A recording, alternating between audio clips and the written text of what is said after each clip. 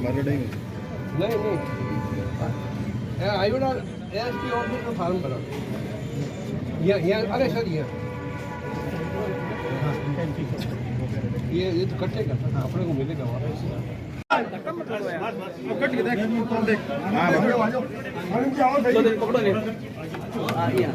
Sir नामांकन दाखिल कर दिया, इतनी बड़ी चुनौती है नागौर विधानसभा आपके लिए? हर चुनाव चुनौती है और उस चुनौती का सामना करने के तैयार हैं और कांग्रेस के वर्कर्स में जोश है। उनके बूथे पे पार्टी ने टिकट दिया और निश्चित रूप से नागौर में नहीं पूरे राजस्थान में कांग्रेस सरकार। आपके सामने ज्योति मिर्जा है, कैसे देखते हैं चुनाव? नहीं मैं तो यहाँ पर मेरे को तो 20 साल हो गए, वो भी नई आई हैं। पहले उनका मैंने सुना जा रहे देखिए सिर्फ रातों रात यहाँ आ गए।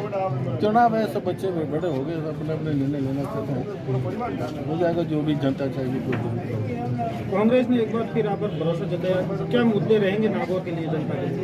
नहीं मुद्दे तो देखिए कॉमन है, गवर्नेंस है, लोगों के विकास का काम है, डेवलपमेंट का काम है।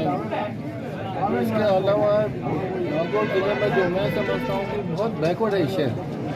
आप अगर नज़र दोहराएंगे तो पूरे राजस्थान में सबसे बैकवर्ड है नागौर शहर है कि कैपिटल। तो बहुत कुछ करने को यहाँ बाकी है, सीवरेज प्लांट है, दूसरी चीज़ है, हॉस्पिटल है, एजुकेशन है। तो इन सब के ऊपर ध्यान देना बहुत आवश्यक है कि फालतू का फैलाव कर रहे हैं, उससे अच्छा जो आपके पास है उसी चीज़ को मजबूत करके इंफ्रास्ट्रक्चर को एक यूजफुल पैसा लगा सरकार का, उसका लाभ लोगों को। 20 साल से कांग्रेस नागौर सीट नहीं जीत पाई, अब क्या? अब ये बड़ी राज की बात है, सब क्या बताऊँ जो नहीं जीत पाए ये फिर कभी बात करेंगे। सर हबीबुर रहमान टिकट मांग रहे थे, अब वो नहीं दिखाई दे रहे। मिर्जा जी, ज्योति मिर्जा ने इतनी तैयारी कर ली, कांग्रेस में ग्रास रूट पे तो कोई टीम ही नहीं है, ब्लॉक पे पदाधिकारी है, ब्लॉक के नीचे की टीम नहीं, फिर कैसे चुनाव लड़ा जाएगा? क्या कह रहा हूँ, वो तो जनता तय करेगी कौन ने तैयारी की, किसको तैयारी की, किसने किसको दी। निर्णय मैं ज्योति मैं घर में बैठ कर तो कर नहीं सकते। वोट तो केवल पब्लिक को देना है, पब्लिक को देना है तो उनको तय करने दो, सबसे अच्छा जज वही है। ठीक है सर, तो उनका है। ठीक है सर। दिया, कितनी बड़ी चुनौती मानते हैं कांग्रेस बीजेपी के सामने आपने पर्चा भरा?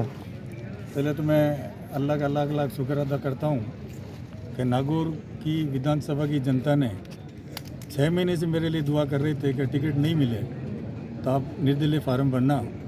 ये चुनौती मेरे लिए नहीं है, जनता के लिए चुनौती है और जनता मुझे पूरी उम्मीद है 36 को मुझे वोट देगी और कांग्रेस पार्टी को जवाब देगी। भारतीय जनता पार्टी ने ज्योति मिर्जा को मैदान में उतारा और कांग्रेस ने हरेंद्र मिर्जा को मैदान में उतारा, आप निर्दलीय, तो क्या देखते हैं कोई राजनीतिक षड्यंत्र के तहत आपकी टिकट काटी है? वजह क्या है कि आप लंबे समय से कांग्रेस की बैठकों में मौजूद थे, बाकी लोग तो नज़र ही नहीं आते थे? देखो मैंने 5 साल तक पूरा संघर्ष किया पार्टी के लिए, चाहे जयपुर हो चाहे दिल्ली हो, सब मीटिंगों में गए, हर कैंप में गया मैं, सड़कें करवाई, स्कूलें करवाई, पीएचसी खुलवाई। मैंने ऐसा कोई काम नहीं रहा जो मैंने विधानसभा क्षेत्र में नहीं कराया। ट्रांसफर भी खूब करवाई और जनता के सुख दुख में गया, मौत में में बैठने गया, शादी ब्याह में गया, जब भी मुझे लोगों ने बुलाया गांव में ढाणू में गया। फिर भी इतना काम करते हुए एक कार्यकर्ता को, मैं कार्यकर्ता के रूप में काम कर रहा था, फिर भी कांग्रेस पार्टी ने हमें अवॉइड किया। और जो आदमी 20 साल से यहाँ नहीं आ रहा है, पिछले चुनाव में उपचुनाव में हारा, उसके बाद भी वो खींवसर विधानसभा में नहीं आए और उस आदमी को कांग्रेस पार्टी ने टिकट या उम्मीदवार बनाया है। तो ये तो कांग्रेस पार्टी का है वो, क्योंकि उन्होंने सांठगांठ की है आरएलपी पार्टी से। आरएलपी के हनुमान बेनीवाल जी को खींवसर में जीता है, यहाँ हरेंद्र जी को जीता है और 4 मिर्जा यहाँ खड़े हुए हैं नागौर जिले में। दूसरे समाज के भी जो जाट लोग हैं, जैसे सहदेवी चौधरी जी वर्षों से मांग कर रहे थे, उनको आश्वासन दिया कि हम नागौर से देंगे।